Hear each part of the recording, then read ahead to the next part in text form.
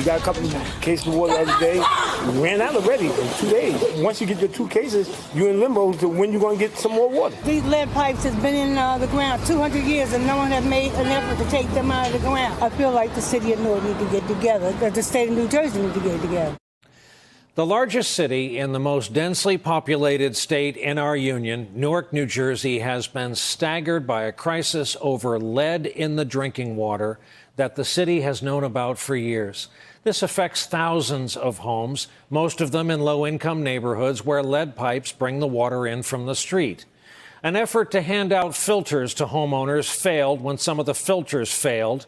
And then this week, an effort to hand out bottled water to those willing to come and get it in the hot sun was botched. And just like what we've witnessed in Flint, Michigan, what's happening in Newark, New Jersey exposes the intersection of poverty and health and race and class and the word that has come to mean so much that it now means virtually nothing: infrastructure. Here with us for more tonight, Karen Yee. She covers the city of Newark for New Jersey Advance Media. That means that her work appears in the Star Ledger and on NJ.com. Also with us is New Jersey native, because that's important. These guys know that. Nick Corasaniti. He covers New Jersey for the New York Times. Welcome to you both. Nick, it is my home state, so I am rather charged up about this. Let's start with a baseline. What is lead in the water do to the human body, and most urgently to the developing brains of children? Well, the FDA has said that no amount of lead is safe to drink. It is not healthy. It is not okay for anyone to ingest. Now, there are certain actionable levels that governments must take if they reach a certain percentage or certain parts per billion in the water, but it has been incredibly clear from, for a long time that there's no amount of lead that is safe to drink at all. And it particularly impacts development in children, and it particularly impacts pregnant women because it affects the development of the baby. Karen, I need not say that some of these folks are born with staggering disadvantages that they had no choice in American society. So having established that, I know a large part of your work is getting to an answer to this, but what do we know so far about what did they know and when did they know it?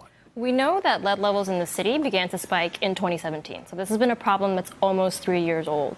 The city at the beginning insisted it was a problem with 12 homes because of old lead lines, old infrastructure, and it wasn't widespread. It wasn't until a year later in 2018, after the Natural Resources Defense Council sued, that the city acknowledged that, yes, this is a widespread problem. It's because we have 18,000 lead service lines in the city, and these are these old lead pipes, kind of like garden hose size, that connect underground water mains to homes. And the lead in those pipes is flaking off and coming out through the faucets. So it took about a year for the city to acknowledge that this is happening across one of our water treatment areas. And Nick, without running a chemistry class here, because I failed at it anyway in high school, like Flint, when they change the formulation of the drinking water at the source, that can change how much lead, to Karen's point, sloughs off the lining of these pipes. There is an additive to put in drinking water that's safe to consume and bathe that will keep the lead more at bay. Is that correct? Is that what happened here? Yeah, there's an anti-corrosive inhibitor is basically what they are. And what it does is it kind of creates a film around the outside of the pipe that prevents the lead from leaching into the water. And what happened in Newark, or one of the working theories, is that when they changed the acidity and dropped the pH level of the water to raise the acidity to deal with a different problem they had, that kind of rendered the inhibitor that was preventing the lead from leaching in completely ineffective. And that's where we started to see the lead levels rise in 2017, as Karen mentioned. Karen, after the shooting in El Paso, everyone kind of realized we have a presidential candidate in the race who is from there. And since then, his campaign has become about more or less a single issue. Well, lo and behold, we have a presidential candidate with a Newark address and a former mayor of the city, no less. What is the Cory Booker role in this crisis thus far? Booker was mayor from 2006 to about 2013, and lead levels in the city did not spike in 2017. So he was gone. He was no longer over the city when we started having these lead levels. But there were also problems in 2016 in the schools. You know, about 30 schools in Newark had to turn off their drinking water because of elevated lead levels until the schools eventually replaced some of their indoor plumbing. So there's been questions about whether Booker could have prevented this, maybe done more around infrastructure, but really he wasn't here in Newark when the lead levels started to rise. Has he stepped forward to take on this issue as a presidential candidate in his hometown? He's written letters. He asked the EPA to step in and help fund this bottled water program. There's been almost 90,000 cases of water distributed. Well, some of those were past the expiration date, but he is asking the federal government to step in because at this point, we don't know how long this bottled water program is going to last. We don't have any answers as to why these filters are failing at this point.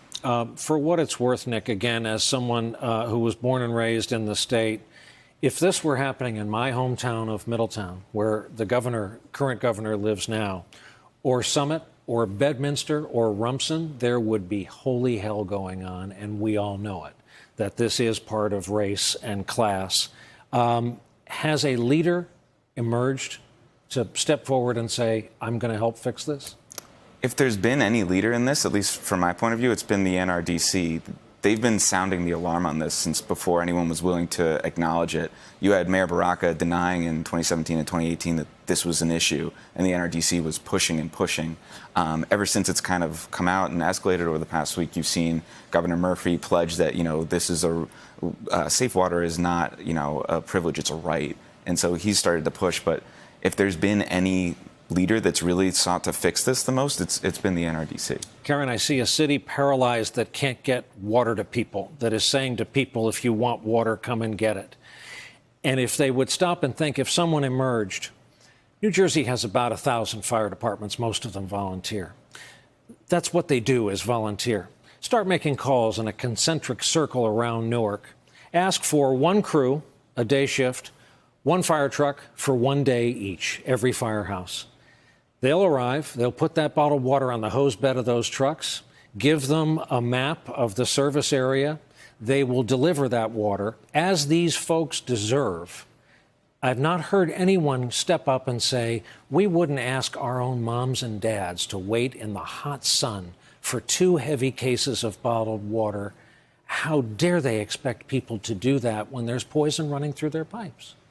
Yeah, I mean, a lot of residents that I've spoken to are frustrated. They are waiting in the summer heat, and sometimes, we heard a couple cases of people being turned away because they didn't qualify, they weren't eligible. There's 2 water treatment systems that feed the city. Only residents in one of those water systems on the western side of the city are eligible. So those on the eastern side can't get water. But today in court, we were hearing the lawsuit that the NRDC has filed, and a city official actually acknowledged that while people in the eastern part of the city can't get water, if you're a pregnant mom or a nursing mom and you're waiting in line, you should be able to get water because you've waited that long. And at this point, the city is not trying to be hostile or sort of fight with residents when there's so much panic and so many unanswered questions going around. I'll say that there are companies that have stepped up. Pepsi and Anheuser-Busch have pledged to help donate some bottled waters. I know Lyft is offering rides to residents to help them pick up these heavy cases of water. The city has also offered door-to-door services for some of the senior citizens. Yeah, this needs to be more of a Marshall Plan than it is now. We'll stay on this. I know you both will. Thank you both for your reporting. Our thanks to Karen and Nick for coming by tonight. Look for their bylines.